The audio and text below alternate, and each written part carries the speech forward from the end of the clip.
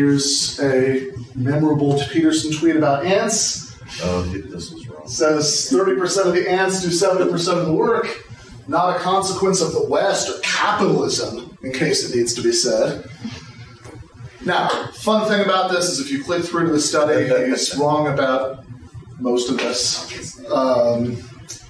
In fact, when it talks about a lot of ants not working a lot of times, that's because there's like this complex cooperative system of working in shifts for the good of the whole group.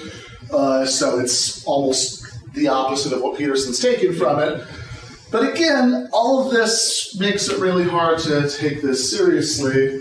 And if you just kind of see Peterson as this eccentric who, has this weird jumble of views, and for culturally contingent reasons, he happens to be getting a lot of attention right now, then it might not be clear, how much effort the left should sort of devote to doing things like this conference.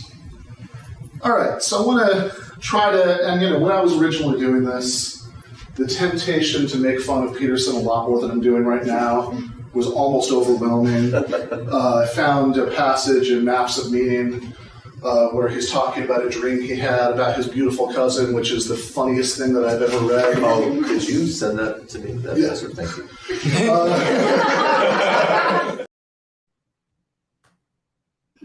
All right. My name is Ben Burgis. This is Give Them an Argument. I am joined, as always, by our super producer, Jake Appett, and our very talented graphic designer, J. Andrew World. I'm going to be joined in just a few minutes by Cedric Johnson, who is the author of a very good book called After Black Lives Matter, which we are going to be talking about. It's actually going to be, I have talked to the man outside of this, but it's going to be the second time I've talked to him in a podcast setting. The first time was years ago on the Dead Pundits Society. So I'm really looking forward to that. In the post game, let me just take a minute on this to build up. So what you saw at the beginning there was a little moment from a lecture in 2018 when I was being heckled in a friendly way by the late great Michael Brooks. That is the first interaction between the two of us that was ever captured on YouTube. And I've been thinking about that a lot this week because the third anniversary of his passing is coming up on Thursday, which sometimes feels like a few months ago. It sometimes feels like something that happened 50 years ago, and had me thinking about my time on the Michael Brooks show, and I've been watching some old clips of that. For example, this one. Welcome to the post game. Michael Brooks here with the team and Harvey J.K., returning champion. How you doing, Professor K? I'm always a happy guy when I'm with you, and I'm only sorry I have to talk to Ben long distance. Still long distance. Well, one day, I'm sure you'll meet Ben Burgis. Ben Burgis is, of course, our resident logic guy, coming to bring us some logic. We discovered that he's an Aries, so it makes sense. I had wondered why he was so into all of that shit. But I read his chart. So he's an Aries and now. I'm the Libran. And yeah, you're a Libra. He's an Aries. And every time this triggers people, I'm only going to talk about it more. That I can promise you. That you can bank.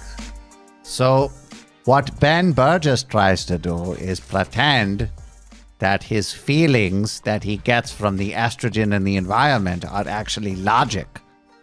Instead of just a sensitive desire to be a fucking pussy. That's what I call logic for the left. Hey, Ben, can we do an actual reasoning process together? Oh, the poor people, I don't want them to work. I feel so sad. Let me find a Bertrand Russell quote. By the way, Bertrand Russell, also a pussy. He's your hero. He's a freaking vegetarian who couldn't hold a job. Is that his hero? Is that his hero? Yes, that is his hero. Yeah, this is... we come out of two different traditions, I can tell. Wow. Yeah. No, wow, fight amongst the cocks. Two different traditions of caring about lazy, shiftless people and peace. Piece of shit. I support the wheelchair guy. No, I support the vegetarian guy.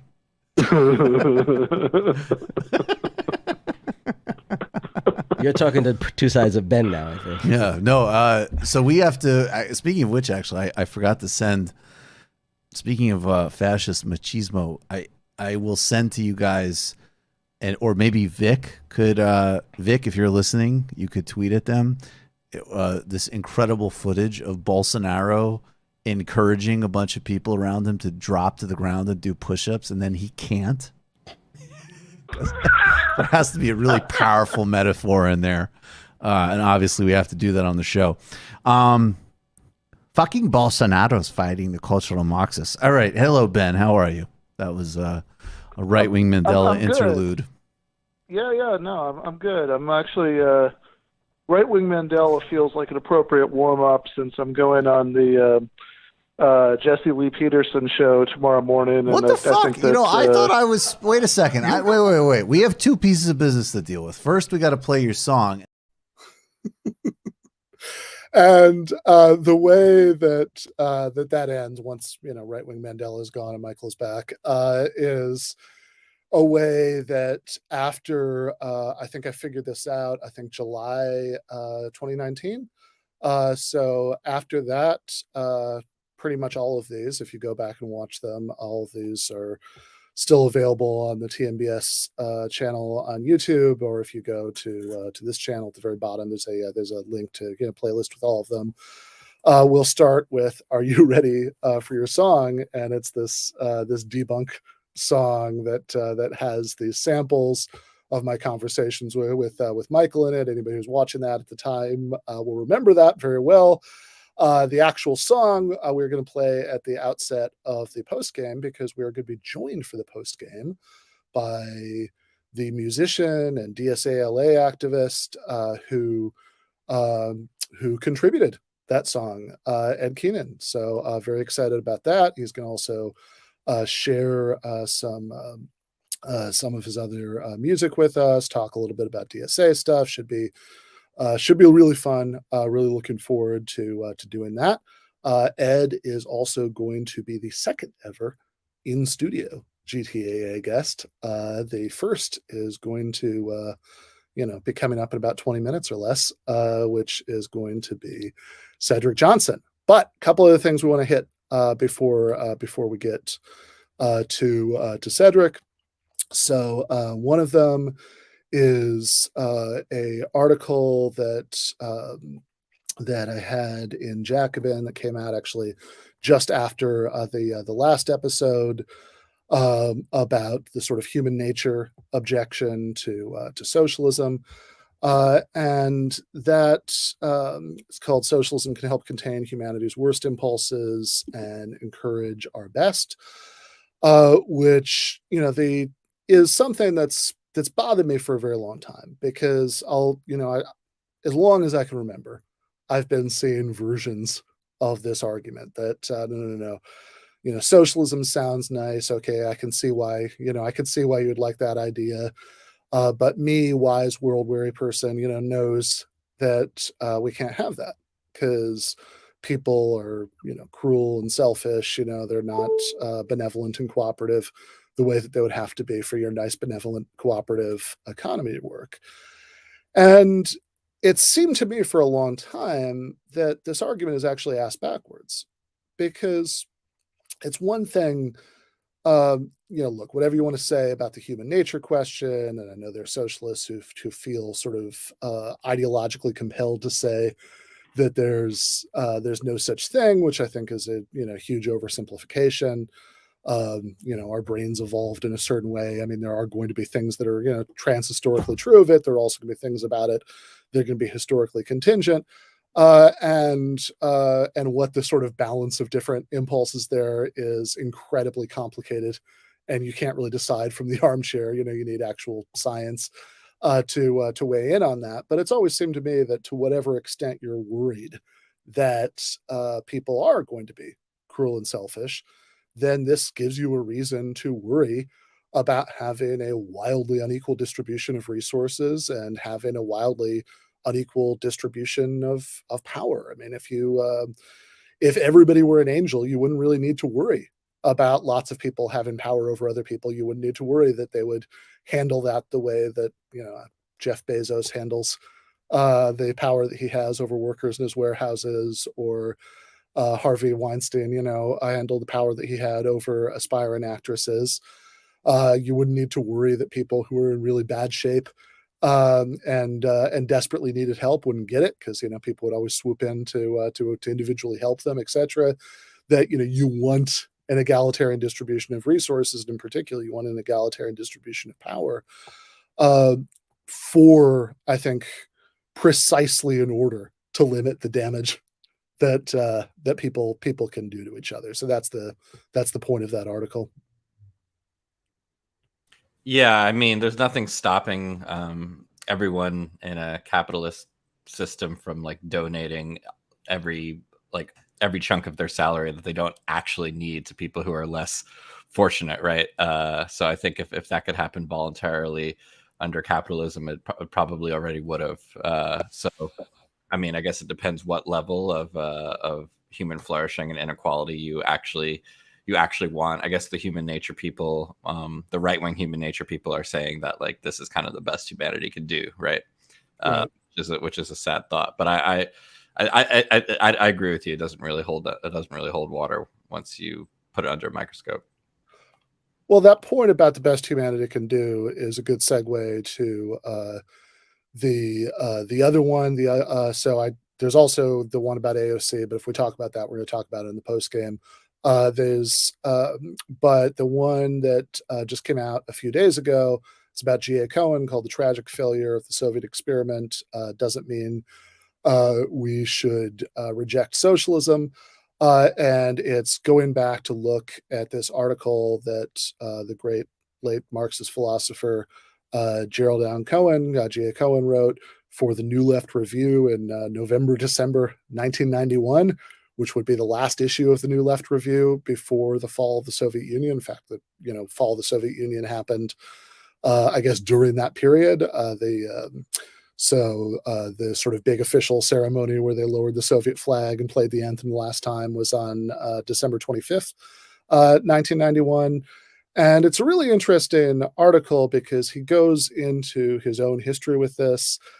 He talks about being raised in this Canadian Communist Party family in Montreal, and being sent as a kid to this was the Morris Winchowski School, which was a school where he said in the mornings they learned regular primary school subjects in English, and in the afternoon they got the revolutionary content in Yiddish, and so he has this great line in there about one of his classes was a Geschichte der Kulturkampfen, which is Yiddish for history of class struggle.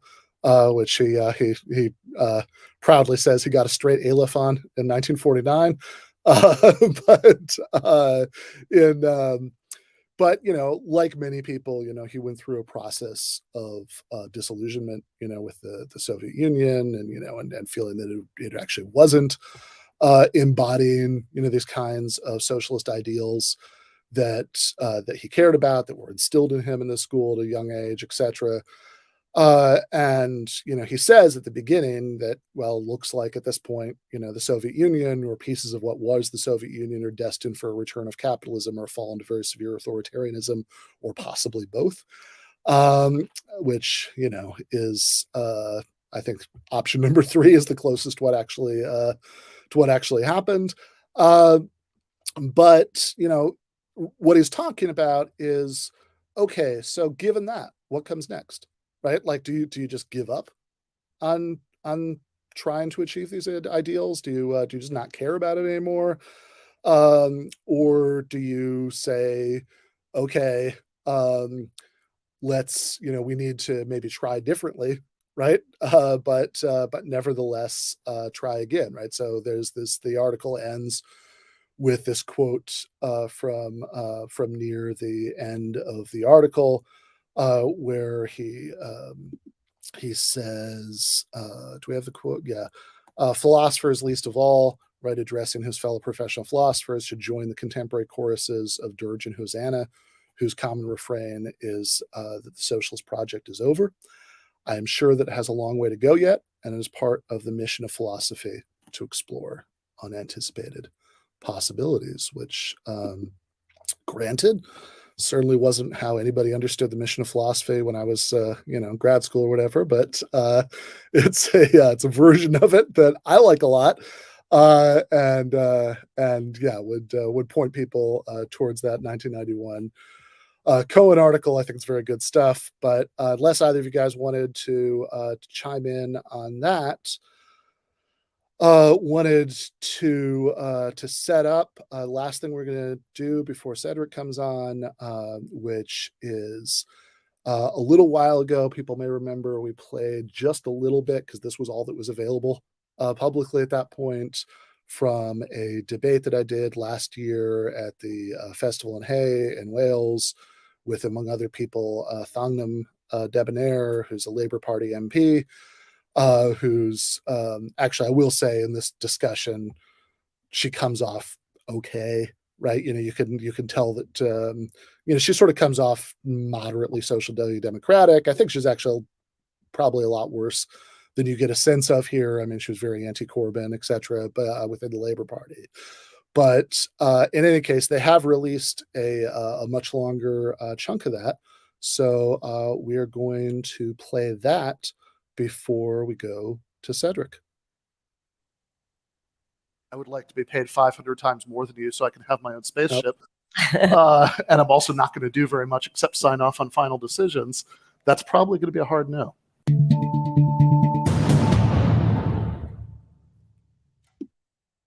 We're going to start by talking about whether social hierarchy is in itself unavoidable. And Ben, you're the one who, in the panel, who's come closest to a sort of, whether it's democratic socialist or Marxist view of society, in which we're much more equal than we are now. But even in communist regimes, there's a huge amount of social hierarchy, isn't there? Party members get better flats than non-party members. Yeah, well, I don't actually think that's a great model. I mean, if the question about whether we can have a better kind of society than we have right now is, can we recreate East Germany, I would vote no. Let's not do that, right? But I don't think the choices are East Germany or the sort of late capitalist hellscape that we have right now.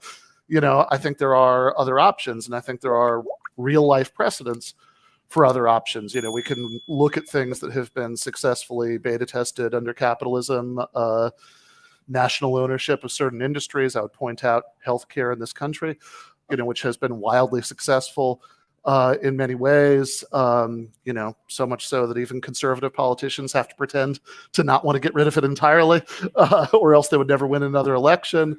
I would point to successful worker cooperatives like the Mondragon Federation in Spain. So I think there are real life precedents that show that other things are possible, if you put these elements together in a different way. Now, can you get rid of hierarchy entirely? I think it depends what you mean. Right? So if hierarchy means there are functionally certain people who have the ability to make certain decisions, then no. I think anybody who's ever been to the kind of meeting where people are supposed to do, jazz hands instead of clapping and, come to consensus and everything, probably has wanted to kill themselves after a few minutes of that. I don't advocate that as a model for anything, I think you do need a certain amount of operational hierarchy in practice, that certain people are empowered to do things and, make decisions, but I think it needs to be paired with democratic accountability. I think that's the key point. Do you mean democratic accountability within the organization or politically at a national level? Yeah, both. I think that within organizations, I think democratic accountability is good. I think if you look at decisions, for example, made during COVID about when people had to go to work and what ways and all of that stuff, you can see some really bad effects of the people who these decisions most affect not having very much say in them. And look, again, if hierarchy just means that anybody has more of anything than anybody else, sure, right? I think that even in a worker cooperative, you don't have completely where everybody gets to vote on wage scales. you don't have completely flat wage scales, that you have some people being paid more than others for all sorts of reasons. Here's something you want me to do that involves a lot of stress and responsibility. I'd like more money if I'm going to do that. Here's something that I'd like to do, that you're asking me to do that's really dirty and dangerous, right? I'd like more to do that. Both of those are totally legitimate, but you're just not going to have, given that democratic accountability, you're just not going to have the level of inequality that you have within the kind of economy that we have right now. If you go to your fellow workers and say, I would like to be paid 500 times more than you so I can have my own spaceship, and I'm also not going to do very much except sign off on final decisions, that's probably going to be a hard no. Okay, so you're happy with some hierarchy, but just a flatter one, basically. Yeah. Okay, and Namone, I'm playing devil's advocate here, by the way. Namone, you're talking about how university-educated people are sort of unduly rewarded. On the other hand, if you want to persuade people to spend 3, 4, for some professions, 7 years of their lives in academic training for that profession, surely they ought to be more rewarded for it afterwards, because they're not earning money during that time, whereas people kept picking up the knowledge on the job, or at least being paid while they're getting the knowledge. Yeah, I don't think we shouldn't be rewarding university study by any means, because I think there are, there's lots of skill, and you need to go to study for certain jobs. We want our brain surgeons trained, don't we? Well, I mean, but I guess we're looking at what the rewards that aren't there for those people who haven't taken that path, and perhaps making it more, equitable where we can. And I don't think that our current system, where knowledge gained in that way is rewarded higher, is going to take us into the next century, or be able to kind of provide us with a kind of framework by which we should be looking at how we can make a more equitable society, because I think it just doesn't work for everybody.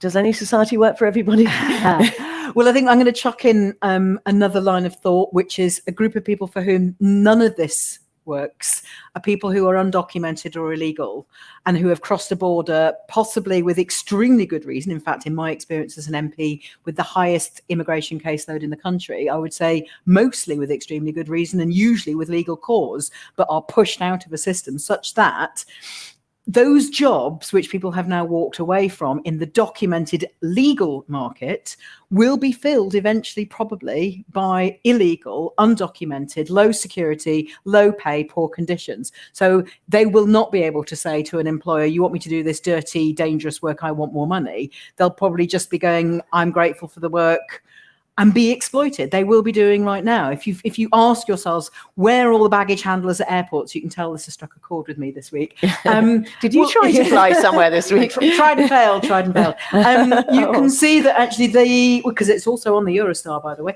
you can see that there are these are places in the labour market where there will remain gaps if, in order to take up employment in an airport or the Eurostar terminal, you do have to be security checked. But in those other jobs, such as being an Uber driver or one of the cycling delivery companies or the grocery delivery companies, there will be an attraction, a pull factor for those who are undocumented if nobody else wants to do those jobs. And they don't have the same sort of power to demand better working conditions.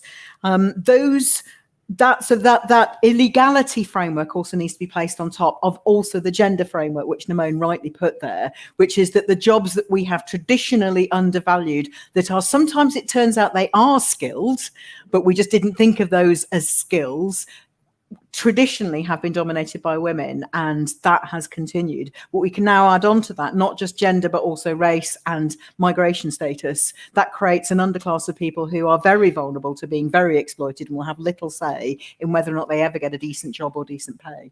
And actually, sectors that become feminized, it's not just ones that started feminized, but industries and sectors that become feminized see relative pay rates fall, which I think is really interesting.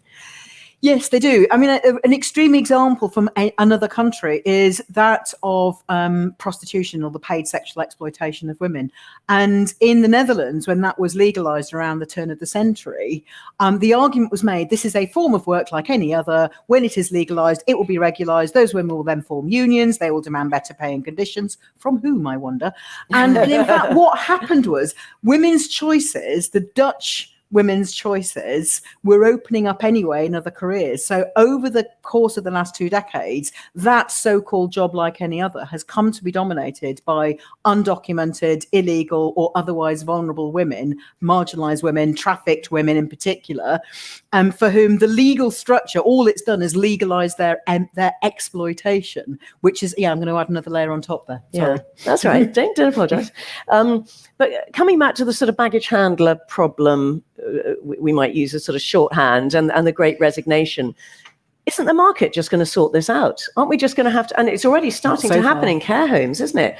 There's such a shortage of carers, thanks to Brexit, thanks to COVID, that they're actually going to have to be paid more. Well, but are they? I mean, at the moment, I haven't seen any move from central government, and I do watch them rather closely, who are saying, yes, we will now give more money to local authorities when they purchase care from a care home. I've not seen that happening. All I've seen is local authorities continue to be underfunded. So although there are moves to say, yes, we should have better paying care homes, where's the money coming from is a question that's not yet been answered. Okay, so we've been talking about the underpaid. Let's talk about the, I'm using air quotes, overpaid. Are they overpaid?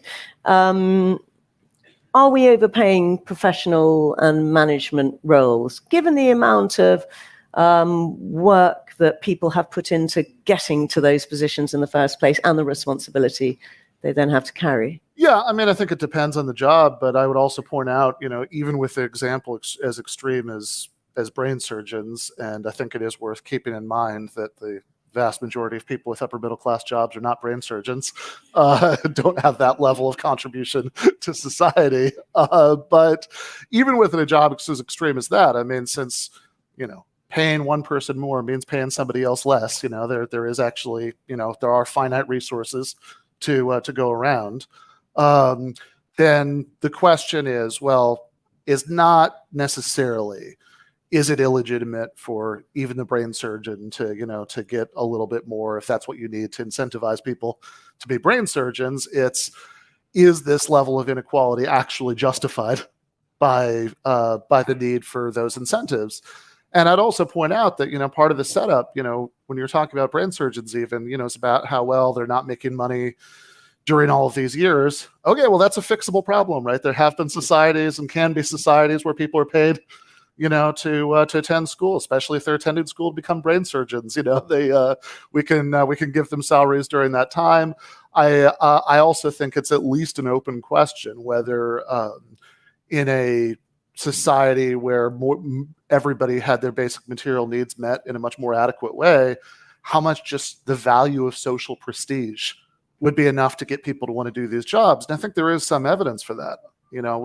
There are a range of societies historically and right now where some of these pay gaps are bigger or smaller than others, and it seems like people still want to do the more high prestige jobs where oftentimes they're doing more interesting tasks, have more control over what they're doing, all things that tend to appeal to human beings. I mean, I don't have specific statistics on brain surgeons, but the society in the world with the best doctor to patient ratio is Cuba, and I'm fairly sure that's not because Cuban doctors are paid more extravagantly than they are anywhere else. In more socialist societies, or more egalitarian societies, I should say, perhaps like Scandinavian countries, is it that there are narrower pay differentials, or is it just that taxes are higher? Because taxes are definitely much higher, which enables them to pay for, higher benefits and better childcare and all the things that you would want. Well, I think it's some of each. Certainly a large tax-funded welfare state is a good thing, and I'm all in favor of it.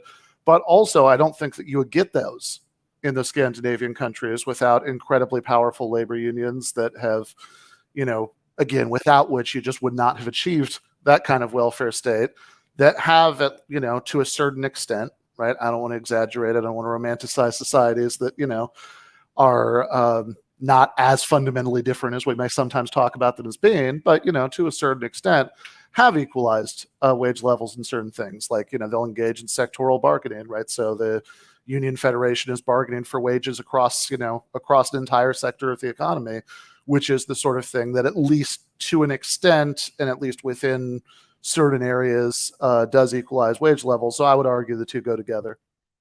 To continue watching this video, click the link in the top left or in the description below, or visit iai.tv for more debates and talk.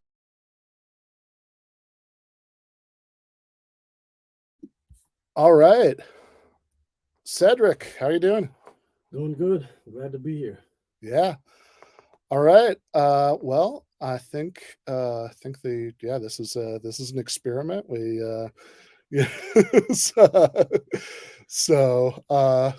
yeah, I think we actually successfully managed to figure out all the technology to make this work. And I'm really glad we could, because this is like the last time you could have done this, at least for a while, because you're ending your year in Los Angeles. That's right. Actually, leaving on Friday, so this is do or die. It's like the last 2 minutes of a Mission Impossible movie, and I gotta make this happen now. Right. Yeah. So yeah, I am, so obviously, here to talk about this excellent book, After Black Lives Matter. And, I think that this is,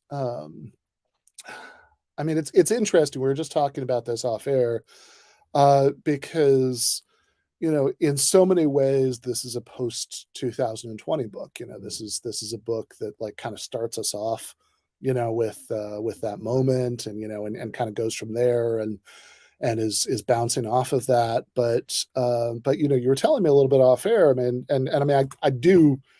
I did have some of this backstory, because when Adam and I interviewed you on Dead Pundits, you already, like, this book was already in motion, right? And that was right at the beginning of this, right? So it's like, when did the book sort of start to germinate in your head originally? Yeah, so I think the original idea for the book starts with the Panthers Can't Save Us Now essay. Mm-hmm. But to rewind even further back, I've been thinking about these issues, policing, because of my own biography, and having grown up in Louisiana during the carceral expansion, having participated in anti-death penalty work when I was like a teenager and things like that in Louisiana. So I've been thinking about these things for a long time, and I just think like I had my own running narrative or interpretation of the main causes behind the carceral expansion. And I've been teaching about these things in classes, since the late 90s. And so I think part of what sparked it was listening to the discussions about policing, listening to the ways that people primarily explained it through, resorting to some form of discussion of racism, either institutional racism or thinking about a longer meta narrative of white supremacy. And I was dissatisfied with those explanations. And so I couldn't let go of it. I felt like there was a need to say something and to intervene and to offer a different interpretation, both of what were the main motives of this policing crisis, but also what was necessary in order to address it, right? And so I think writing about Trayvon Martin and writing about all these different events as they were unfolding, taking part in protests in Chicago around the killing of Laquan McDonald, all these different things kind of pushed me in the direction of writing something that would be very different from what I was hearing from colleagues and activists and friends around the country. So yeah, let me just just stop you for a second. We are actually going to have to do a little bit of on-air tech support here. I think the thing connecting to the computer actually got disconnected somehow, because it's not picking up the Rodecaster right now. Not picking it up. Nope. Is that okay? All right. Let me just see here. Audio. Yeah. No, this is good. Yes. Okay. Perfect. All right, Cedric, your voice should be coming in a lot better now. Let's try it. All right. Sure. Yeah. So I have to say everything again. No.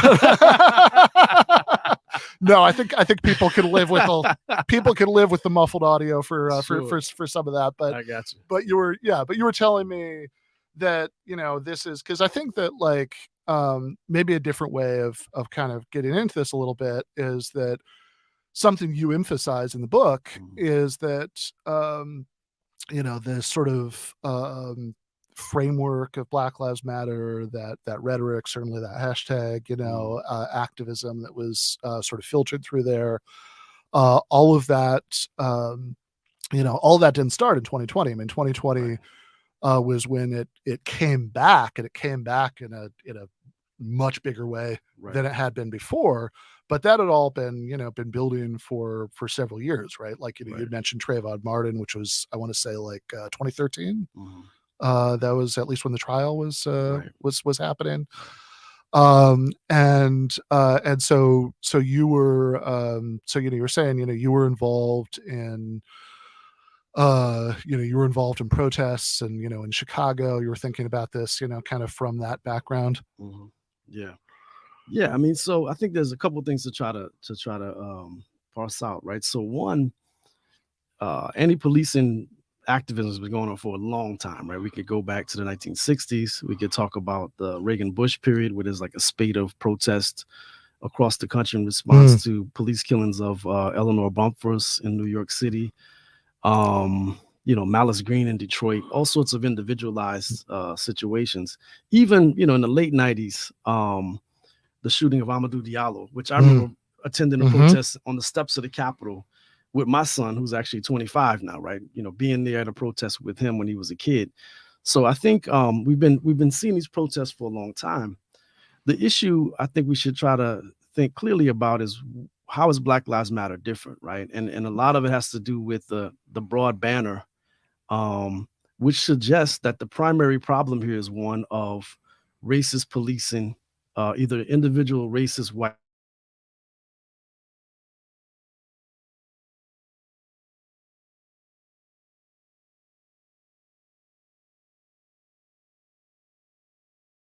separate those things out, right? There's this longer history of protests, which involves all sorts of different figures, socialists, liberals, civil rights attorneys, all sorts of different characters.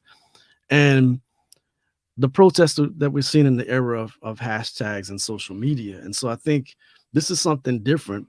And the problem that I'm raising in the book is that it actually doesn't really provide us with the kind of analysis of the society overall, and is driven primarily by a sensational mode of organizing around viral videos and the use of social media, right? So it kind of leads in a much more liberal direction than what we need. Yeah, so I do want to get into that and follow that last thread. But the way that a lot of this stuff gets driven by viral videos is also interesting. I mean, like, and the fact that Black Lives Matter, that's originally a hashtag, right?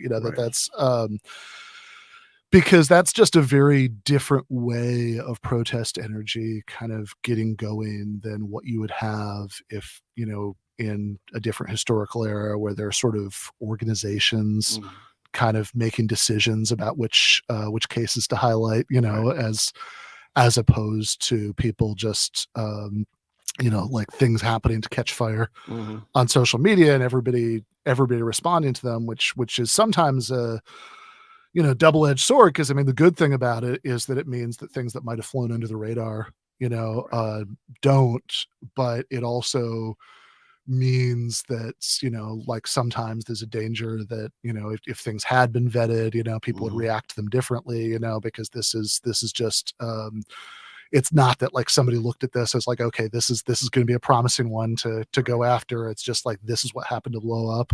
Right. Yeah. So let me say a couple of things about social media, good and bad. Right. And then try to answer the question. I think it's been great as far as like creativity, right? You think about the sheer, cavalcade of comedy, right? All sorts of creative expression, artwork, music, dance, other things that are then, shown through various social media platforms. and not even professional influences and that sort of thing, but just individual moments that families and other people are capturing, that they're sharing, that circulate widely. That's actually exciting in a way. I mean, as much as I'm down on social media and the ways people think about it politically, I think the ways in which we're now able to not just entertain ourselves, but then connect with other people is actually a good thing. The problem with it politically, right, and especially as it relates to police killings, they're only showing certain images, right, and certain killings, right? So many police killings are not videotaped, are not video recorded. So while having cell phones in everybody's hands opens up this opportunity for us to all be monitors of police if necessary, right? That's a great thing. We're being highly selective about which cases we share, which cases become those worth mobilizing around, you know. And there's been a few incidents where you've seen people who've actually been armed. It's been really clear that they've been armed, and the police action may have very well been justified. Those don't become moments for Black Lives Matter mobilization.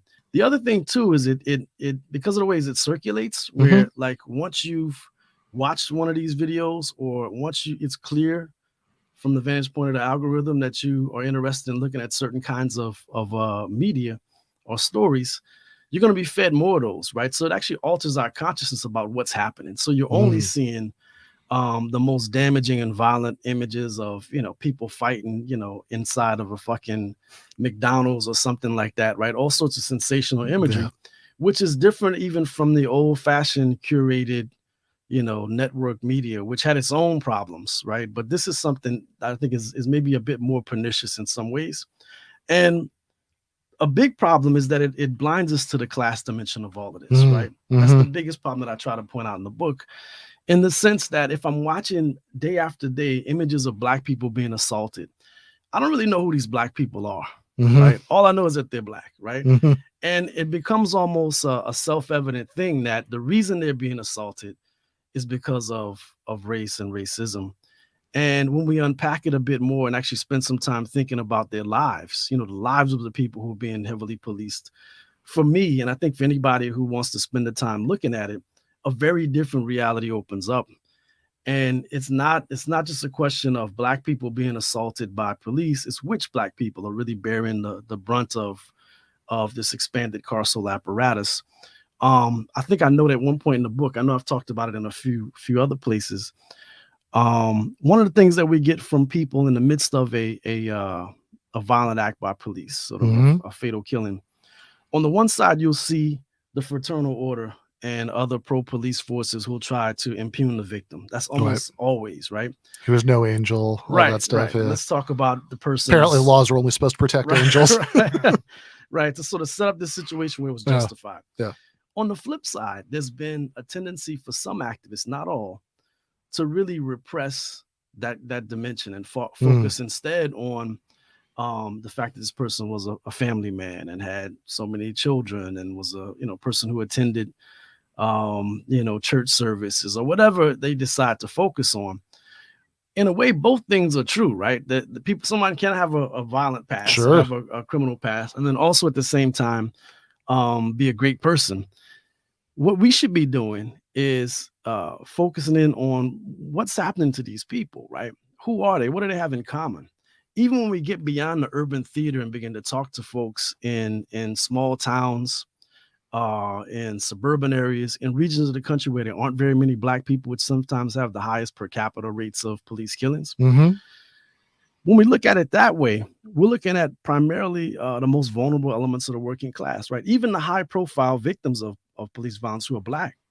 Look at their actual experiences, right? I mean, some of these people are folks who, at the point of their arrest that leads to their killing, they're doing something that amounts to survival crimes, or they're living in places where survival crimes, criminalized forms of work are being heavily policed, right? So like George Floyd would be a good example. I mean, he's somebody who moved to Minneapolis as part of a program to support men who had been battling with addiction and are trying to change their lives, right? So he moves there as part of some church ministry. He gets a job as a bouncer. He works a few other jobs. And at the time of his encounter with Derek Chauvin, like so many Americans, he's unemployed, right, because of the pandemic. And he's also, I think he's also been diagnosed with COVID, right? So he's in that moment just trying to simply have a moment of reprieve from all of the things that are happening to him. And he ends up being killed by this cop, right? But I just think that a lot of those cases are very similar to his, right? These aren't just Black people who are professional managerial class or bankers who are being stopped by cops. That rarely happens. And when it does, that person typically has much more in the way of resources and power and class position to mitigate that experience with police. So I think there's a very different situation, and we're blinded to it because of the Black Lives Matter banner, which is powerful, but powerful things can sometimes not always be good things. Right. Yeah, I mean, I was just thinking about like the Obama's. Remember Obama's beer summit? The guy with Henry Louis Gates. yeah. People always bring that up too. Whenever I make the class argument, that's the first thing. Oh, wait, what about Henry Louis Gates? Which okay, but like, it's also like, well, what about that, right? I mean, like, there's something about the way that that's sort of picked up as symbolism that's like really telling too, because it's like, okay. Part of like what made this like a striking story is that it was very unusual, like that it's not that for an Ivy League professor to be hassled, by the cops is something that almost never happens, regardless of their race. It's also, and it's but it's like the way that was sort of taken. As I mean, the fact that they did the beer summit, right? The way that that was like sort of taken as this, like treated as if it was this representative instance, I think is maybe kind of revealing of some of what you're talking about. Yeah, no, absolutely, right. I mean, people always bring it up. They bring up Henry Louis Gates, and my easy response is just, okay, yeah, he got into an argument with a cop. Yeah. And he ended up having a beer with the president. That's not George Floyd. Right. Yeah. That's not, Freddie Gray. Yeah. If George Floyd had survived his encounter with Derek Chauvin, he would, even if Hillary had won the election instead of Trump, George Floyd would not have gotten an invite to the White House out of that. Doubt it. Yeah, seriously doubt it. So yeah, I just think like it's an evasion, right? And there are many of those things that people resort to whenever they're pressed on the class character of policing. And I think that's a big problem for the left, right? Why can't we talk about Black people as a people with classes? Why can't we talk about the specific predicament of working class Blacks, and especially people who are unemployed, with some precision and clarity and focus on the empirics of it all, as opposed to resorting to these broad, abstractions about race? Yeah, I mean, I actually remember in the summer of 2020 seeing a prominent left-wing YouTuber who will remain anonymous for the purposes of this example. Probably guess who it is. But this guy had said that the it's whatever. It's a tweet. It's not an essay. But like, I remember it always stuck in my head. He said this thing about, Black people and workers, having interests in common. So it's like, okay, wait a second. Black people aren't divided into social classes. Like this is just this like monolithic category off to the side. It's different. Like white people, they're workers and bosses and landlords and tenants and all that stuff, right? But Black people are all just like one big thing. That's and one big thing where everybody in the thing is in equal danger of police violence. Which is, I mean, obviously it's one of the big themes of the book, and what you've been talking about is just empirically not true. That there are neighborhoods that are subjected to this kind of policing, and there are neighborhoods that are not. Right. You did mention, by the way, I didn't want to let it get totally lost before we get into the book, this essay that you'd written years ago, turned into a different book, I believe, the Panthers Can't Save Us. Just because there are probably people watching right now who aren't familiar with that previous work. Do you want to say just a minute about what that was? Yeah, so let me say something about the title, because I think the title throws people off. Right? When they read the essay, there's folks who come away from it like, well, but the Panthers did this and that and free breakfast and they were revolutionary, and why would you pick on them, right? As opposed to some other more reactionary strand of Black thinking. But the title actually comes from a specific event that I went to, and it was on the heels of, I think it was like less than a year after Trayvon Martin. And I was there at an event in Chicago with my kids. And there was a performance piece done by a Senegalese artist who actually was a situationist artist, right? From West Africa, who since died since that performance. But he did a performance called it was called The Best Marxist is a Dead Marxist, something like that. And he staged that classic image of Huey Newton, seated on the rattan throne, with the spear in one hand and the M1 carbine in the other.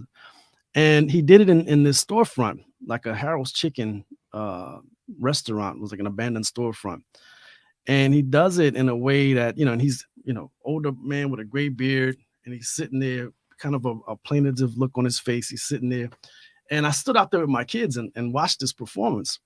And so much of that event, right? It was part of a anniversary of the Illinois Panthers and the assassination of Fred Hampton and Mark Clark. It was filled with so much nostalgia, right? Yeah. And at that time, I was hearing a lot of that as well in these conversations around Trayvon Martin, Black Lives Matter, things I was hearing from students. And so part of what I did in the essay was just simply say we need to be on guard in terms of how we reach back into history to pull from, whether it's the Panthers or League of Revolutionary Black Workers or whoever else, because we live in very different conditions, right? This is not the very tail end of Jim Crow segregation. We're in a situation where, Black poverty has been greatly reduced from the time period of which the civil rights movement and Black power unfolded. And it's a situation or a set of historical conditions where many Black people are doing well, right? I mean, I think we lose sight of that, and we can't resort to those same social movements. Even if we look to them for inspiration, we can't hope to borrow their slogans so easily to talk about these new conditions. And I spent some time in that essay talking in particular about the ways in which Black power thinking was resurfacing, right, within Black Lives Matter circles, calls for Black unity, the idea that Black unity was necessary before anything else could happen, the idea that Black people should be working on these issues on their own, right, as in the mode of kind of like an ethnic pluralist politics, as opposed to building broad-based coalitions throughout the society that might address inequality. And so that was where it came from. It was like the uneasiness of what I was hearing around Black Lives Matter activists. And by the time that essay appears, this is after Bernie is already in the race, and there's a whole new wave of antipathy towards socialist politics that I'm hearing in white circles, Black circles, all around the country. So yeah, that essay is driven by that, like the unease, the frustration, in certain moments, the anger and despair in this turn within American political life. And I think a lot of it, to be honest, the Obama, since you evoked Obama earlier, the Obama phenomenon bears some blame and responsibility for it, right? Because what Obama's ascension did for a lot of Black people, one, it was unprecedented and unthinkable. And I'm one of those persons who really did not think that Obama was going to become president when he did. I thought that was something that was going to happen late, when I'm in a wheelchair, possibly in a nursing home somewhere, we'd see a Black president. So when it happened, it took everybody by surprise. He's an incredibly charismatic person. But as we all know, he was fundamentally a neoliberal guy who was skillful at using the imagery and the imagery of New Deal talk and appealing to certain constituencies and emoting with Black audiences in a certain way. And whenever he's attacked by people, right? I mean, this was another indicative thing about that stretch of his tenure. Whenever he was attacked, it provided this sense that no black person is safe, right? Or that there hasn't been any progress in the country, right? That we're in a situation where even a highly educated black person who's ascended to, the rank of presidency, the president, is still going to be attacked by a racist. And so racism makes this really strong comeback in a lot of black political discourse. And so, again, as somebody who's been thinking about this for a long time and who actually did, earlier work on Black Power, it was frustrating, to say the least, to see how easy these ideas came back, even though they were deeply problematic and contradictory in earlier periods in which they were first introduced. And so that essay was a warning. Let's not go there again, because it's not going to deliver what we want. And I think we actually saw that in 2020, right? We saw that an anti-racist politics, even a militant anti-racist politics, could very easily be embraced by the NBA, Walmart, Yeah, I mean, we literally right? we literally had Nancy Pelosi and Chuck Schumer kneeling in Kente cloth, right. Absolutely, which is one of those things that it's like once about every 6 months. I remember that happened, and it's like, wait, really? Exactly, right. Yeah, it was unbelievable at the time, right?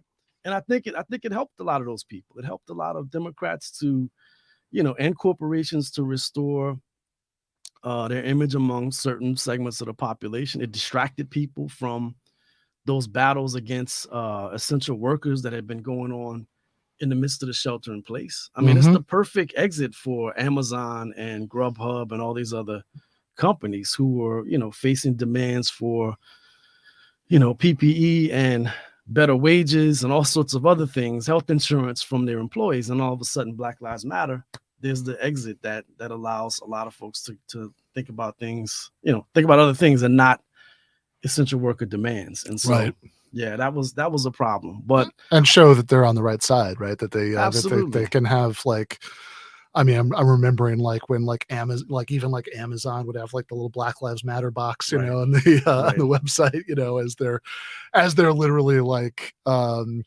coming. I mean, if you think back to the chronology there, right? I mean, as they're actively, union busted in Staten Island and, and doing everything possible to not keep people safe during the pandemic. And, one response I've gotten from people, back when I wrote about this during 2020. Yeah. One response you always get is, well, yeah, that's true. Yeah. The corporations are going to try to make money off of anything. And they would typically argue, critics of mine and people like Toure Reed, Adolph Reed, and others, they would say, well, really, the real action is elsewhere. Don't let this focus on the corporations distract you from the fact that there's this really militant, much more authentic Black radical politics that's taking place in the country. And people are still saying that even now, right? Whenever they hear the criticism. And my response to that is that, it's just it's the level of abstraction, right, that allows us to have these conversations about race that are useless. Because some of the people who we think of as militants or radicals on the anti-racist front benefited immensely from that outpouring of corporate support. I was looking at I won't mention it just because I don't want to, whatever. It opens up a way for people to dismiss what I'm saying as opposed to actually listen to the argument. I've looked at the actual tax returns for some of these organizations, and their revenue streams in some cases tripled. One specific situation I saw went from 2 million to 12 million in 1 year. What is to be made of that, right? Why should I sit back and say, this is a great thing? Yeah, that's the more radical and authentic, dimension of this. We know that from the very beginning, whether it's talking about the three founders of BLM, the people who coined the hashtag, or about talking about some of these other organizations that have been formed in different parts of the country, including places like Chicago.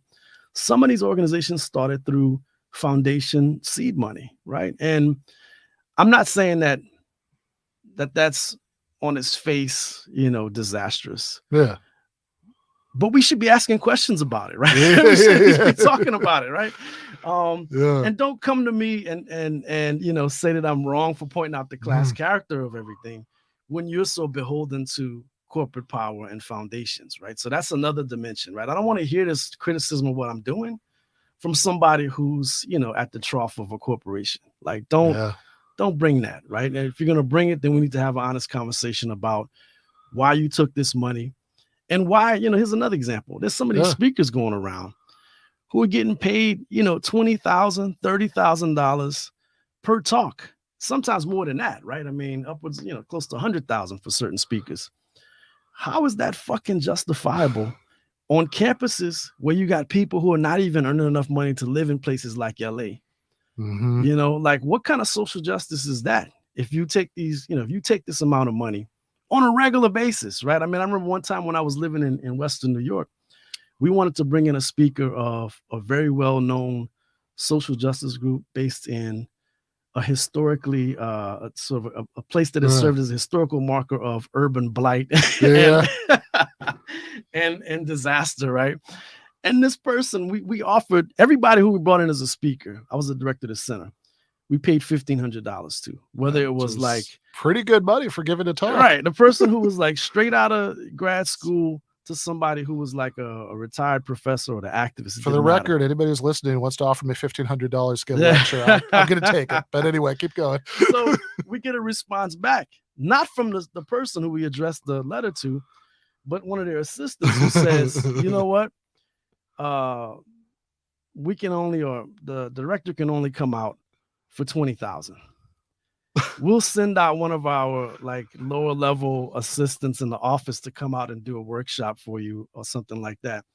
And, I'm sitting there like, what the hell? I'm on a campus where most of the people there are like, they're not wealthy. They're living fairly comfortable lives. But at a lot of universities, as you know, right, you got people who are like barely making it. And so to me, it's unjustifiable, right? Especially in this moment where people rode that wave. Students who are sleeping in their cars. Absolutely. You have adjunct professors who are sleeping in their cars in some cases. Yeah. People without healthcare and everything else. So I think it's like, it's moments like this. If I'm making the argument about the class character of policing, if I'm trying to help us to think about it as being much more connected to the broader problems of capitalism, please don't criticize me if you're like the person who's so pro-capitalist, right? Yeah. No, I mean, don't I say. don't want to hear it, right? At the very least, the nature of the criticism better not be. No. Actually, there's this like wonderful, radical militant, movement that you're, tarring with this stuff. If the person delivering the criticism is, sitting in the Scrooge McDuck pool of gold coins from foundation money. So yeah, I mean, one of the things that I find really interesting just about the timing of this book, because I mean it came out early this year, but you got but it was in the works for a few years, before it came out, is that in a way you got really lucky and in a way you got really unlucky because they obviously nobody wants innocent person to be murdered to shine the spotlight on what they want to talk about. But there it is. But when you were, like when the wheels were first turning for this book, I mean, it just happened to be right when George Floyd happened. But instead of being like, oh, okay, great, that means that everybody wants, a book about this subject. It was like, ooh, I don't know about this. Because of your thesis. Yeah, so there was pushback. Originally it was a book that was being considered at a university press, and it was pushback from at least one of the reviewers who thought that this was not only ill-timed but just out of step with the history. And for you can recall that moment in 2020. Many people thought the world was going to change, right? And I mean, in some ways it looked like, think about some of that imagery, the police precinct in Minneapolis burning, that felt like images out of a revolution. Right. Obviously a revolution isn't what we got in the end. Right. Yeah, I mean, it was hard to make sense of it. It did feel for a moment that at bare minimum I have to go back and try to think about what was happening. And so it stalled the project, to be honest. But there were some people who had read drafts of it who felt that now was not the time to offer a criticism of Black Lives Matter. And you had people like, I don't know if you remember, Kim Moody was on a podcast, and he used the moment of George Floyd to say that, well, now people like Touré Reed and myself have to think about race, right? Which I thought was absurd, because I'm like, I've been thinking about race my whole life, right? Whether I want to or not, right? So it was just an odd moment. Yeah. But I mean, my favorite version of this is people directing that at Adolph Reed, which is like, all right, so you grew up in the South during Jim Crow, but like, look, I'm going to tell you about this thing called race. Right. It's like you probably never heard of it, but yeah, it's patronizing, it's insulting. But yeah, that's it's amazing. Part of the academic and activist culture we're in. But yeah, there was a moment where I didn't know what was going to happen with this project, and luckily I was able to get it done. And looking back on it, I think, if there's nothing more that we should take from 2020, it's like we can't be seduced by the scale of protest, the imagery of protest, which doesn't necessarily have bearing on political power, right? I mean, so we think back to like the 1960s and some of those boycotts and sit-ins, really starting in the late 50s. Those weren't really large scale events, right? These were in communities. Oftentimes you had very small groups of people who were staging, various forms of civil disobedience and protests. And it was effective because of the moment, because of the strategies they were using, because of television coverage, which was fairly novel at the time, and the way in which that was helped to sway the public. But I think now we live in a moment where we're always expressing our discontent at all times. And I think, again, with the George Floyd protests, there's a tendency among folks on the left to read into it whatever they want, right? And so if you're somebody who's anarchist, who's waiting for capitalism and society to collapse, and then something new to sprout up in its place, you thought that was what was going on, right? Exactly. If you were someone who was a hardcore abolitionist, you're like thinking, well, this is a vote of confidence for us, right? Because you see all of these millions of people who are out in the streets. The reality is, millions of people in the streets means millions of different motivations and dispositions, right? And so you had a lot of people who were out there protesting simply because they thought what happened to George Floyd was wrong, not necessarily because they were opposed to all police killings, or for that matter, they want to see police departments dismantled. That's certainly not the case. And we know that even from looking at public opinion polls across that year and even since. So I just think that there's especially on the left, we got to be much more vigilant in terms of thinking about what happened in 2020, why it happened, and what were the consequences of it. And I think, it did help some legislation at the local and state level kind of move through.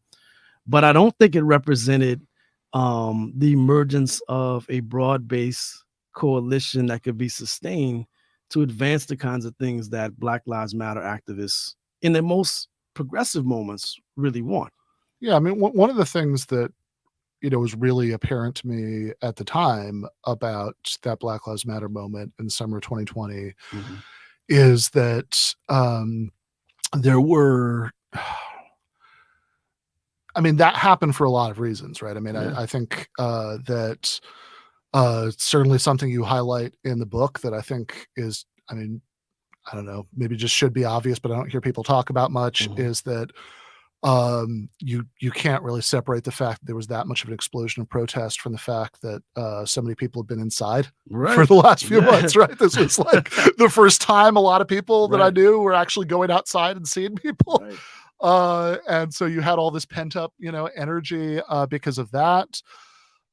There was certainly we can't I think separate it from the fact that Donald Trump was president, and and had, and there are, I think, different people in that office. I mean, like, even as that sort of given maximal cynicism about what the American presidency is, there are people who would treat that job of being, the CEO of the American empire in different ways, and like would have had an impulse to calm that down and be a different kind of presence, at the helm. Not tear gas the protesters to take a picture. Yeah. Well, we've actually got that clip, Jake. If you have the Donald Trump the church photo op.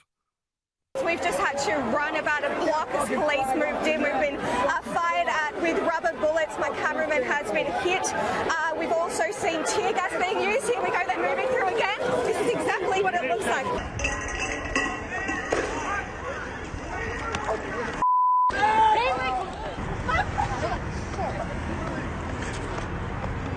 Press, let's go. Press, let's go. Come on. Guys, we gotta go.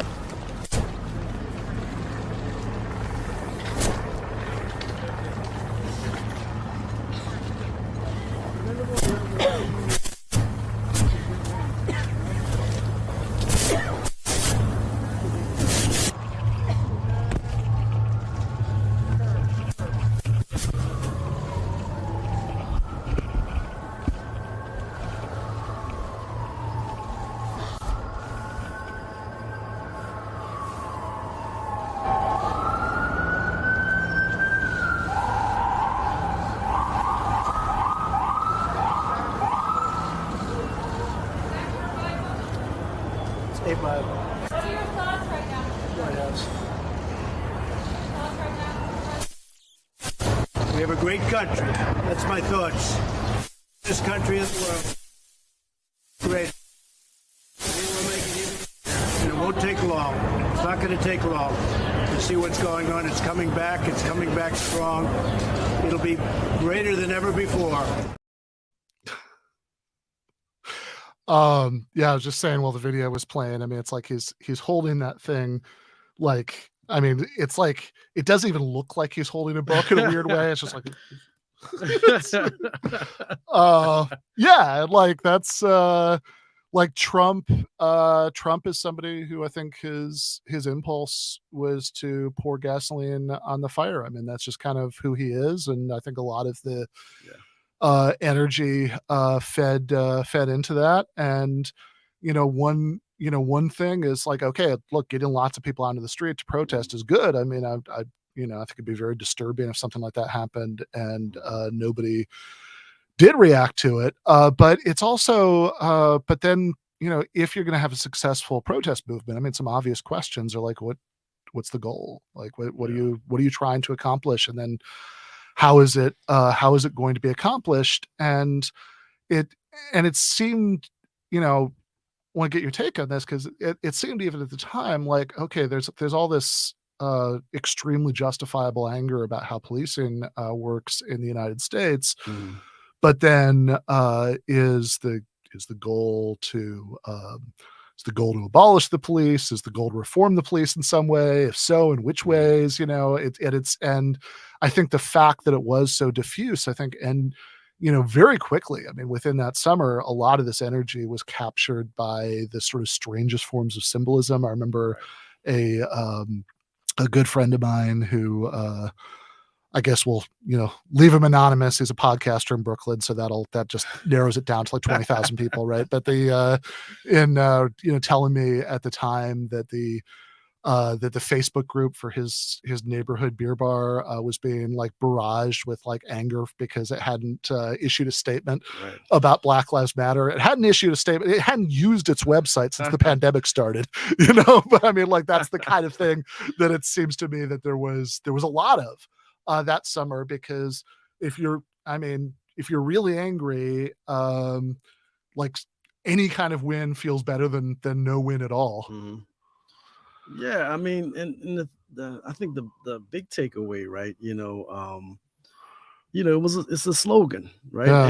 And like Black Power, which in the '60s was a slogan first before Carmichael and Hamilton backtracked to try to describe what should be meant by it.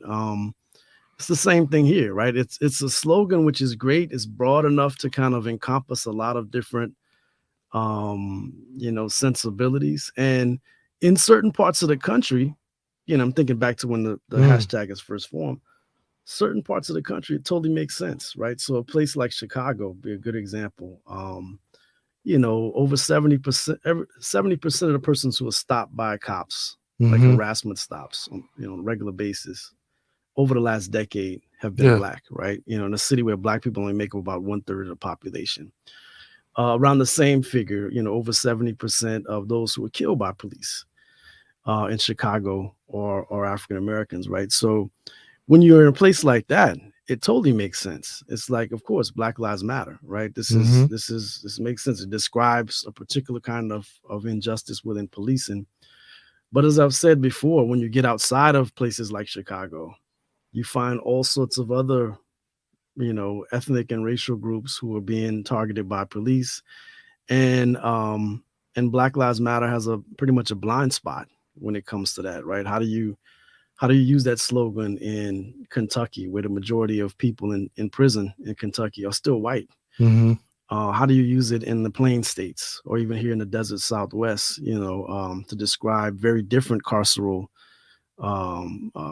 populations and dynamics? So I just think that's part of the problem, right? That's why it becomes like easy for, whether it's corporations or, bars and other places to decide how they're going to interpret it. And in fairness to the people who've been pushing for serious carceral reforms for a long time, even there, and I think, what I try to get at in the book is that the focus on abolishing police, I think, is misguided, right? The problem here is that police uphold a highly unjust and highly unequal society, right? And so they are charged with arresting, detaining, and ultimately prosecuting and imprisoning those persons who come from the most vulnerable segments of the working class, right? Plain and simple. And that's the problem, right? The problem is not police if we think broadly and over history, right? The good example that I always bring up, or one that I try to bring up in some situations, especially with people on the left, is to think about other societies that we actually like, right? Whether that's Chile under Salvador Allende, or all sorts of post-colonial experiments in like socialism and progressive left governments. They kept police force, right? They didn't get rid of police. And so I think that we've gotten so caught up in this moment of abolitionism and Black Lives Matter that we lose sight of how societies function. I've been to Cuba. Right? I'm pretty sure they have cops there. Yeah, totally. And if they didn't, they wouldn't exist anymore. Right? Plain and simple. Yeah. And I remember saying this recently on a podcast, and I got a message from a guy who I think was either living in France or originally from France. And he says, well, it's not just capitalist states and socialist states. There's other forms of society. And so I'm like, well, give me some examples. Right. And the examples this person what are you talking about, feudalism? Well, they were all experimental things. They were like, it was like Spanish Civil War and freaking Zapatistas, which is fine, right? Sure. I'm all in favor of these different kinds of historical movements and experiments. But, when we think about the society we live in, a large, highly populated, complex urban society, how do we uphold laws? And we would hope that we get to a place where we have just laws. Sure. Right? That we're the ones who've crafted and authored those laws, right?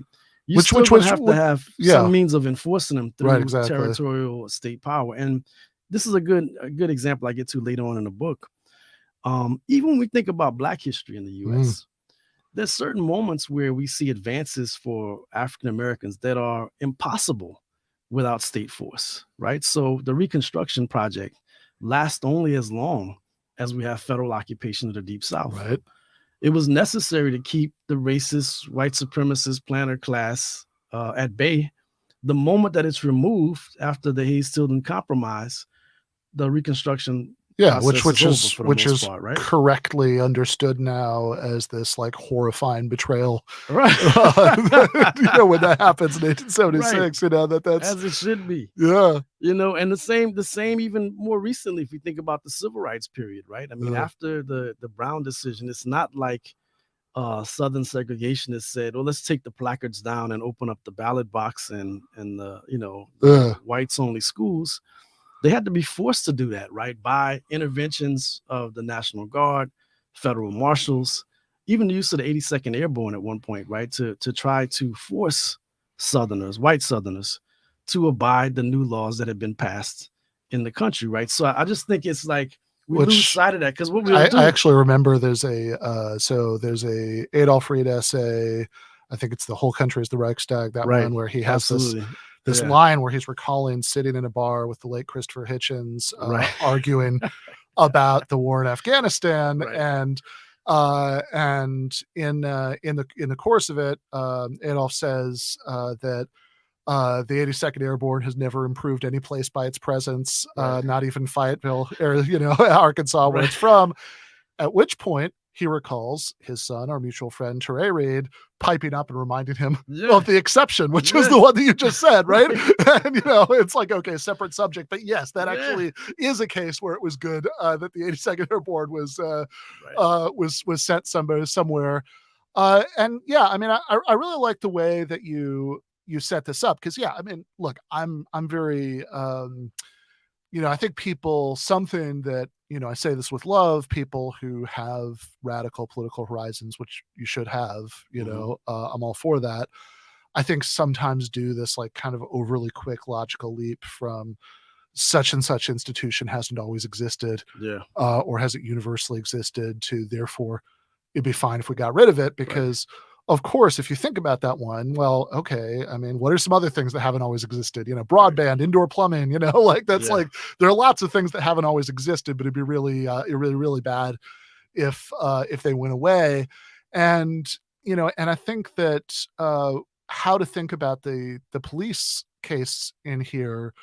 Well, actually, if it's okay, so I think we have a clip of you talking about this elsewhere, where I think you can kind of see the back and forth of the two perspectives here. Jake, do we have that clip?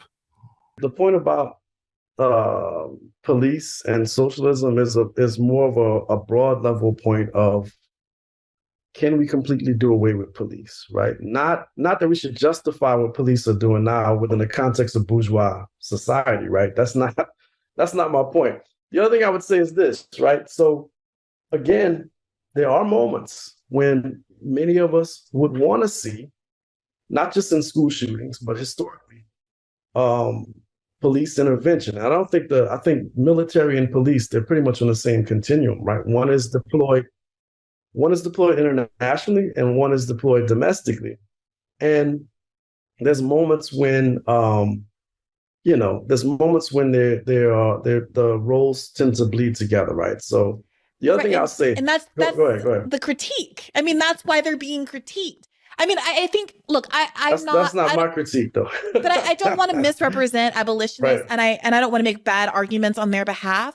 But my understanding is that I really kind of object and bristle to this, against this argument that, like, well, there has to be somebody doing something. I mean, nobody is arguing, like, we're not libertarians. Nobody's arguing that we're going to have laissez-faire nothingness going on. The whole argument is, I don't care if you call them police. If it helps people, like, intellectually wrap their minds around it, call them police. I don't care what you call them. They're still our police.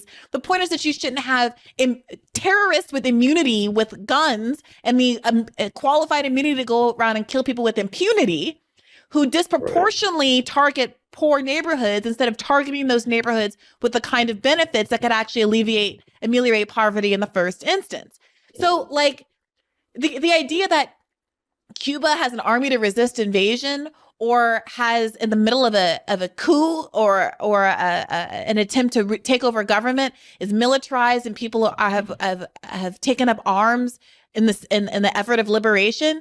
I think that is so far removed from any conversation about whether or not there should be a number I can call if I am assaulted on the street, and that there should be remedies for the person who assaulted me, other than the carceral tracts that we all know have very little effect in terms of rehabilitation, which tend to concretize people's early involvement with the criminal justice system. They just become more criminalized by their connection with the system.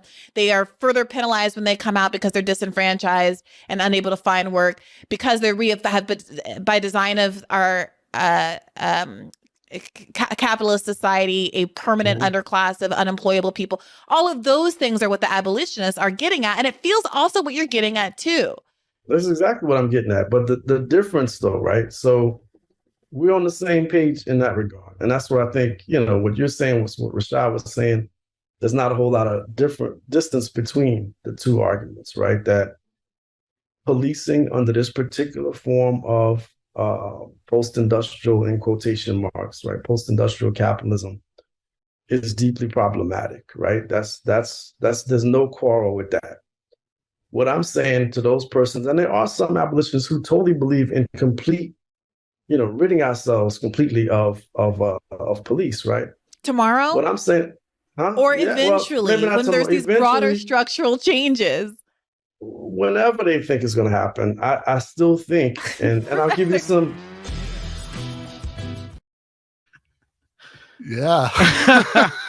You want me to relive that exchange, yeah, right? I'm sorry. I should have put a trigger warning on that. But yeah, I mean, there's there is something actually at the very end there, and I do want to get to the more substantive issues that you're, I think, correctly focused on there. But there's a sort of very small terminological gripe that I have at the end there, which is that it's well, hold on. If you're calling a movement abolitionism, there's an implied analogy there, right? Like that we're, like abolish it, right? Abolition of slavery. That's the original abolitionism. That's nobody called people, like if you'd said in 1855, well, look, I'm not saying we can get rid of slavery tomorrow, but maybe someday we can come up with good cost efficient ways of growing crops, and we won't need slavery anymore. Nobody would have called you an abolitionist, like if you had that position. Like, if you're an abolitionist, you presume you do want to abolish something tomorrow, right away, as soon as possible. That's what abolition means. Like just saying that, you hope it's going to wither away someday. That's not abolition. Yeah. I mean, well, two quick things, man. I mean, first of all, with the abolitionists, the historical ones, I was about to say with the real abolitionists, right? The historical ones, they wanted to abolish slavery, and they understood that state power was going to be necessary to do that, right? Right. And then thinking now, I mean, they didn't want to abolish the state. Yeah, the slave owners weren't just gonna, they weren't gonna go to the plantations, give the slave owners a really good argument, and then they were just gonna do it. But I mean, I think this is the bigger thing that comes out for me, right? I think thinking broadly about the left, right? We've been most of us have grown up in a period in which we haven't seen a government that was worth the shit at the national level, right?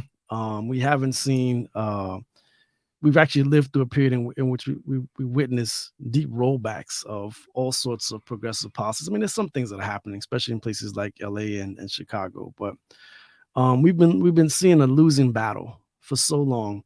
So many of us, whether it's progressive folks who supported Sanders or people who dream of socialist or anarchist futures, who can't imagine governance, right, which will require territorial forms of authority, in my mind, right? Territorial forms of power, which at the heart of it, if we're thinking about some sort of sovereign entity, requires force, right? Even if it's not always exposed to us, right? It's still necessary at certain points. So, I think as another point where Brianna and I get into a conversation back and forth about qualified immunity. And, it kind of gets lost. I think there was some moments where we're talking past each other.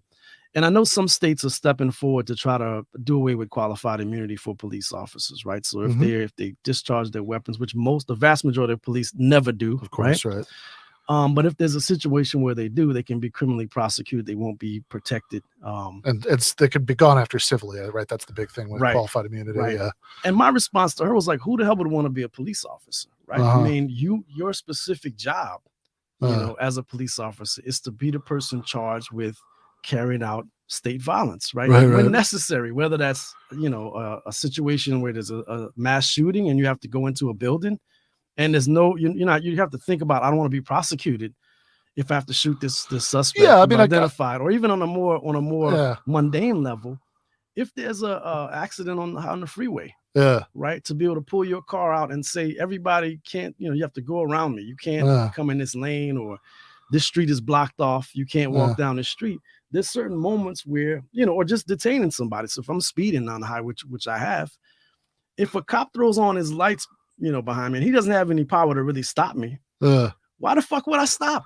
Right. Other than just goodwill to say like, oh, well, I must be speeding and I'm breaking the law, I should stop, right? So I think there is a place where force is operating in our society, and in most human societies that I know of. Maybe there's some, I mean, I guess another historical plane that I don't know about, but yeah, I mean, I think that in this moment, that's where I think we have to start, right? The society as it exists. Well, so this is, I mean, I guess I will just say on qualified immunity, I guess the argument is that you want to have a mechanism to punish people if they've done these things illegitimately. I mean, if they've if they've done it legitimately and they can prove it, and this is a reason to make people wear body cams and all this stuff.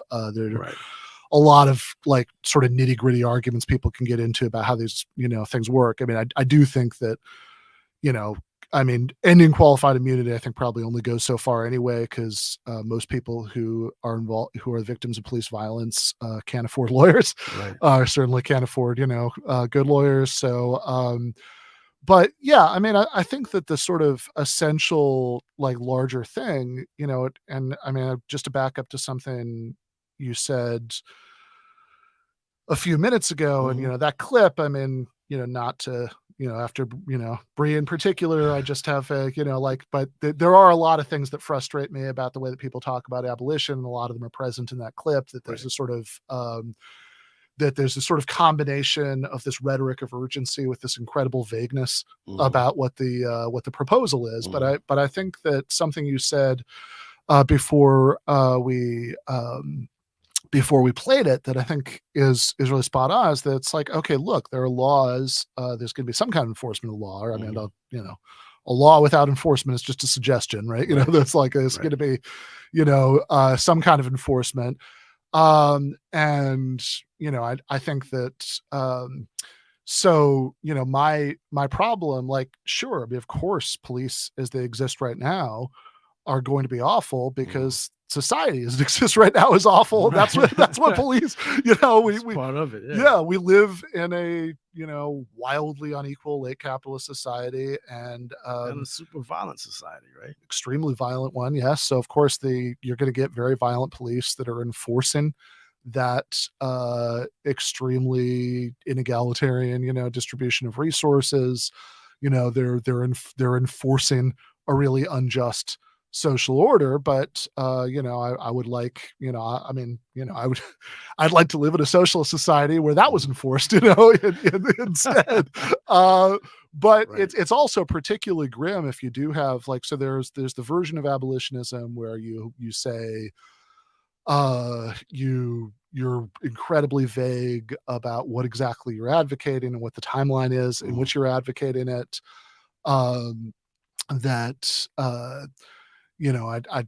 mean, certainly I read Angela Davis's book, Are Prisons Obsolete? And, there's like the final chapter, she's like supposed to finally get to, what the alternatives are. And she talks about a lot of things that might be partial alternatives and might be nice reforms that I would be all in favor of. Right. But like, they just very obviously don't quite add up to like a vision of something else. But then there's also like, okay, what if you're really like a real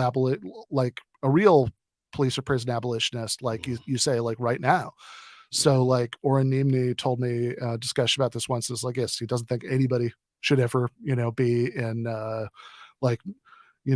we could talk about what should happen to people who are in prison right now and what transition should be, but like no new person should ever be put in prison, which I think the context of this was me pointing out, hey, I think, for example, Derek Chauvin should be in prison, right? That's like, which is not hypocritical for me because I'm not an abolitionist. But if you actually had police abolitionism under capitalism, then, well, at that point, what we're talking about is this grotesquely unequal and very violent social order just being enforced by private security gangs, Right. Guardian angels or whatever. Yeah.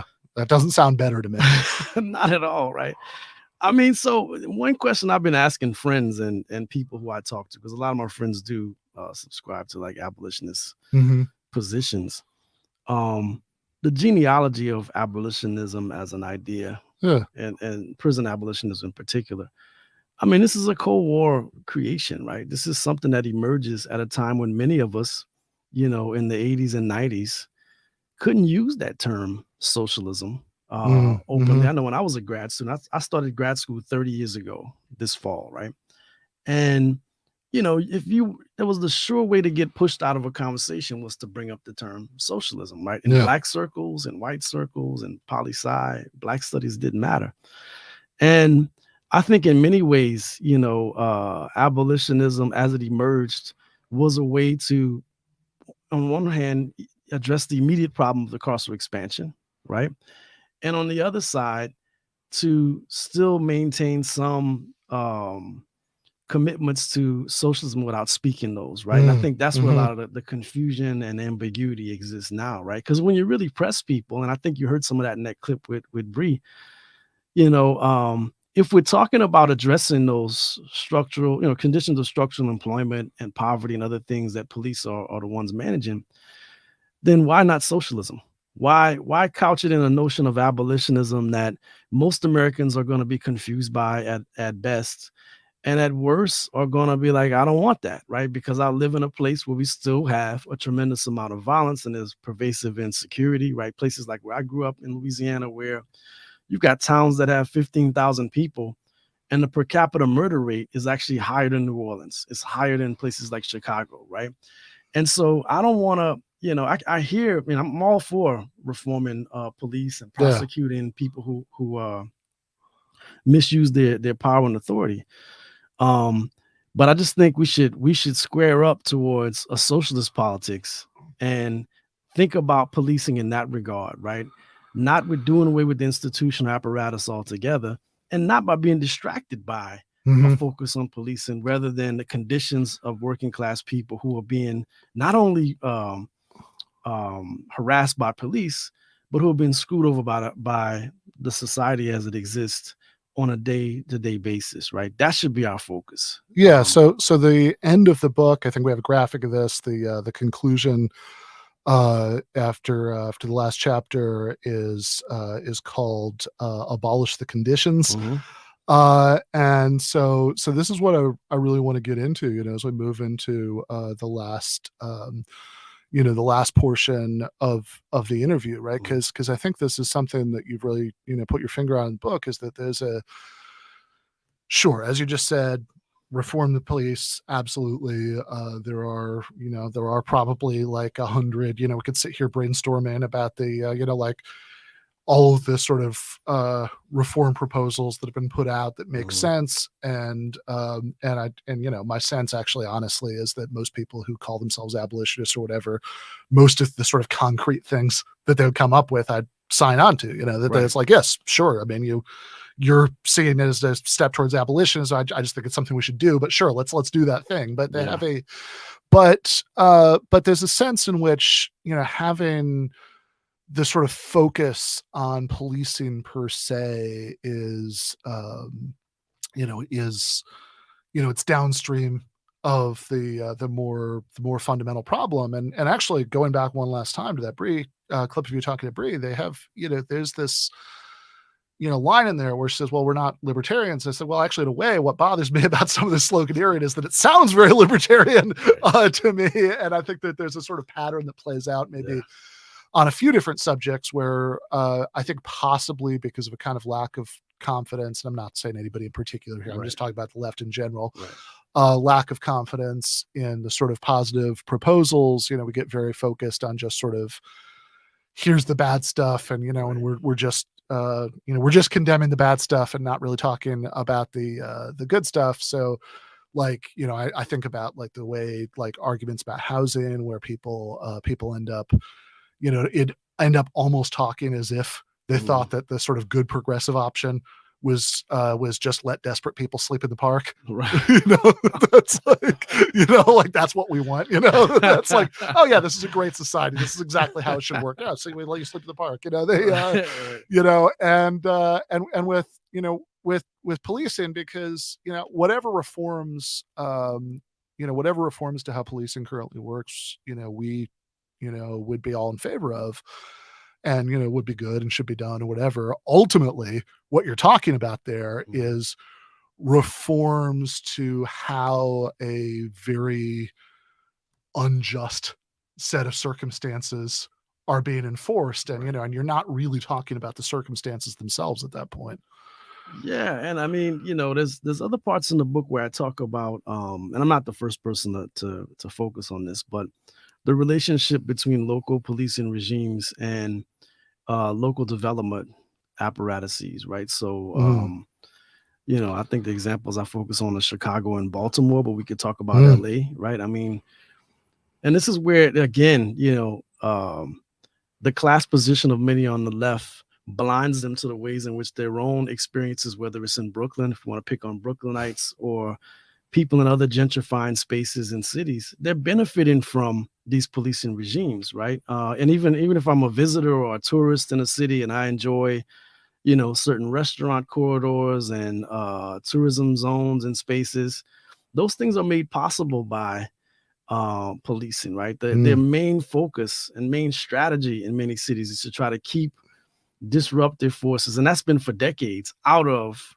those lucrative commercial zones. And so I think we have to be thin serious. Blue line is. Absolutely. We have to be serious about why policing exists and our own culpability in it as citizens, right? So and again, that opens up a different conversation than like Derek Chauvin or some other police officer who's committed a heinous act.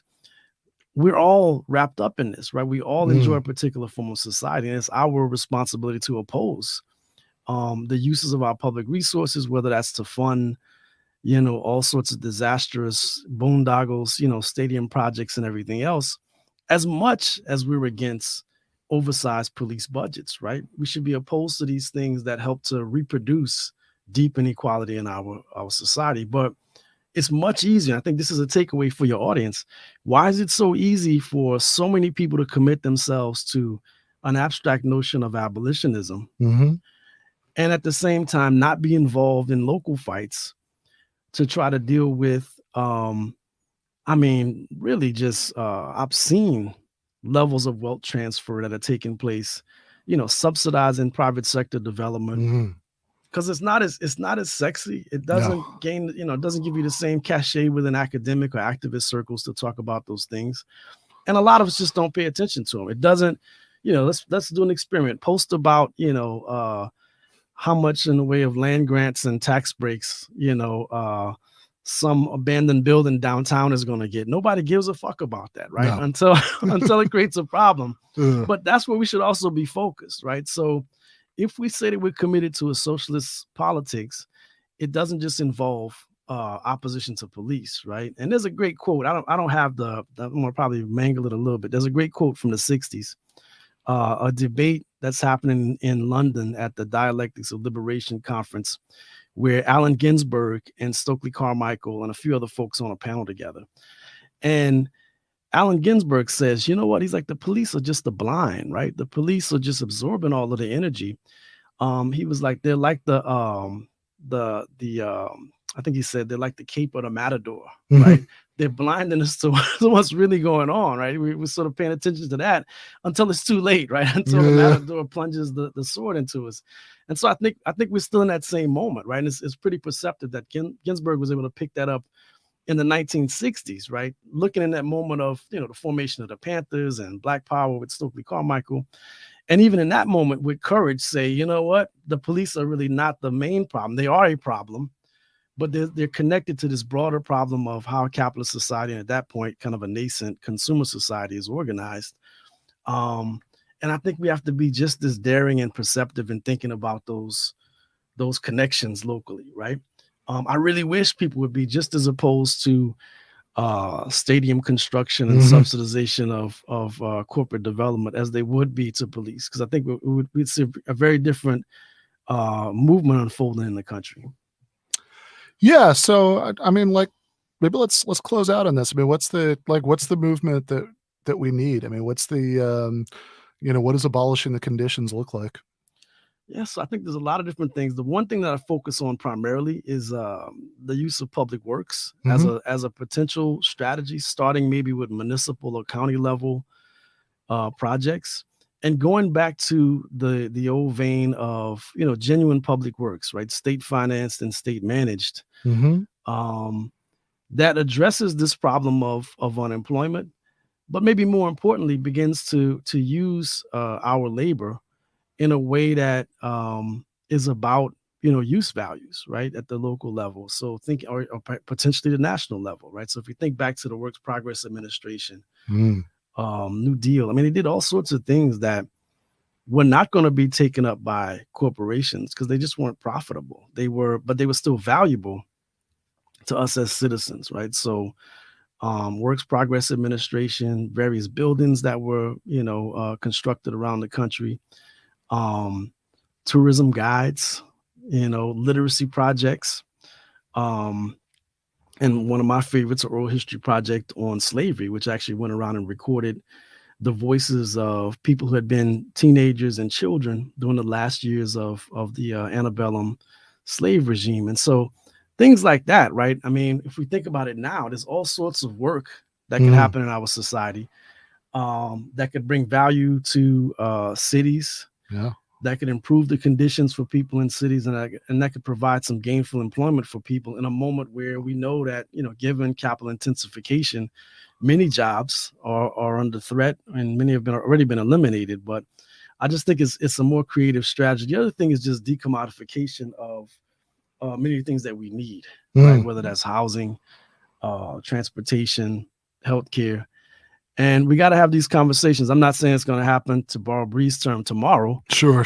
But we got to start working on it, today and tomorrow in order for it to ever happen. So, yeah, I mean, as you were saying that, I was thinking it's like, well, also, if we're going to have a climate transition on anything like the scale that we need to avoid the most, destructive consequences, that's those are a lot of jobs that the public sector could be creating right now. Absolutely.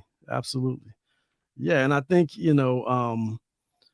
just decommodification, I mean, that's for me a huge thing, right? I mean, think about a place like LA, the housing crisis here. And I think we got to connect those. I've been in a bunch of conversations with folks. They always want to talk about homelessness, and I'm like, dude, homelessness or the unhoused population is the worst manifestation of a terrible housing crisis across the whole region, right? I mean, the amount that people are paying for housing here, I'm preaching to the choir, right? Yeah. I was going to say, I can but testify. It's all a part of the same problem, right? Yeah. But don't, it's like it's easier again for them to think about how bad it is for the guy who's at the, intersection with a cardboard sign, and not about how this is connected to the person who's still housed but is being housed precariously and has and only a step away from being unhoused and sleeping in their cars, which I think here there was even a proposal of creating like sheds that were protected spaces where folks could park their cars and sleep overnight, right? So I mean, that's not a solution. No, right? No, that's so grim, that this is the we're in the third decade of the 21st century, and the most technologically advanced, prosperous society that's ever existed in human history. It's like, I don't know, maybe we could build a shed. So, you've got to be able to do better than that. Right. Yeah, we got to do something. And I think, the public works strategy is one way to go, right? One way to start the process. And I think it's doable in places where you already have left-leaning, politicians in place. It's one thing that we could propose. Chicago might be one. That's the example I give. It's one place where it could happen. Yeah, no, that makes sense, especially now. After the last election. Well, look, there are. I could very happily sit here and keep talking to you about this for the next 5 hours, but we probably, time, right? yeah, absolutely. Well, you were telling me before off air that even though sadly you're not going to be living here anymore, you do have some trips back planned. Absolutely. I don't, enough universities have come up with that $20,000 to give you per speech. That's my asking price. yeah, I would assume so. Yeah, pretty standard. But yeah, so we will definitely have to make this happen again. But yeah, the book is After Black Lives Matter. So that is from Verso. People can order it from there. They can order it from all of the standard book places. It is Cedric is a really good writer in ways that lefty intellectuals who are right about things politically are not always, so people should check that out. In just a few minutes, so right at the top of the hour, we're going to start the post game for GTAA patrons. If you are a patron, you should already have the link for that in your inbox. You go to the Patreon and find that. If you're not a patron, then that is $5 a month. You get access to all of patron exclusive post games. Sometimes we do patron exclusive streams. You get the Discord server. There have been movie nights, etc., etc. Most importantly, since nobody has given me $20,000 to give a speech, you keep this going, right? This you have, if you like what we do here, you want us to be able to keep paying Jake and Andy and reserving studio space and all that stuff. This is the best way to do it, and you have our eternal love and gratitude for doing that. So we are going to be back in like 5 to 10 minutes with Debunk Song creator and DSA-LA activist Ed Keenan. Really looking forward to that conversation. Left is best.